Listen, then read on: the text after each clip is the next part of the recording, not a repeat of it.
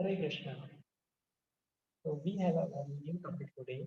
Why should we believe in Vedas? Many people they ask this question. The Vedas in which Sanatan Dharma believe, the Vedas which we study, like Rig Ved, Sam Ved, Yajur Ved, and Atharv Ved, are fact or fictions. Are the Vedas still relevant today? Does the Vedas give solution to our day-to-day problem like pollution, corruption, environmental degradation, global warming?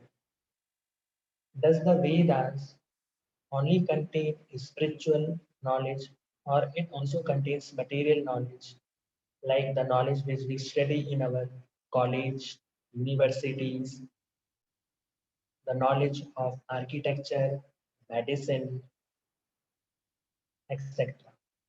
So this presentation is going to answer all of your questions. The first slide, which we are seeing on our screen, gives us the proof that yes, the Vedas predict about future. The Vedas were compiled by Vyasdev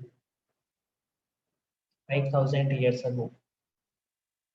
So when he wrote the Vedas, he did not only write Bhagavad Gita or Mahabharata, but he compiled the entire range of knowledge, which we term as Vedas, because the word Veda comes from the root word with, and with means to know, and Vedas means knowledge. So Vedas contain material knowledge and spiritual knowledge. Vedas predict about the arrival of great personalities like Gautam Buddha, Chanakya Pandit, Emperor Ashoka, Jesus Christ, Prophet Muhammad, Chaitanya Mahaprabhu, and so our Sanatana Dharma predicts about the religion.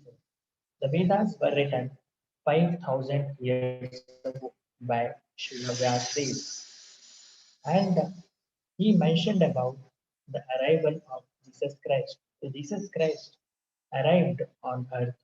He appeared on this earth planet nearly 2000 years before. He has mentioned about the arrival of Jesus Christ in Atharva Ved and in Bhavishya Purana as well. In this picture, you can see that we have mentioned when they will be coming. We have mentioned the reference of the book or the scripture as well. For example, here Gautam Buddha came in 563 BC, almost 2500 years before. So here this word SB means Srimad Bhagavatam.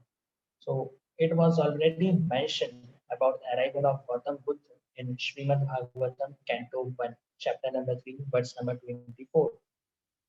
Then we also know about Chanakya Pandit, who was the teacher of Chandragupta Maurya. So it was already mentioned in Srimad Bhagavatam, Canto 12, chapter number 1, verse number 11. So in this way, we can see that whatever were predicted by different books, by different Atharvaved, Bhavishya Puran, Srimad Bhagavatam came true. So these books were written 5,000 years before, and these personalities came 500 or 1,000 or 2,000 years before. So in this way, we can understand that how Vedas predict about future, and these predictions came true. So that is why it is called as indefeatable Vedic predictions. So we have got a source of knowledge which does not only predict about the present age, but it also predicts about the future.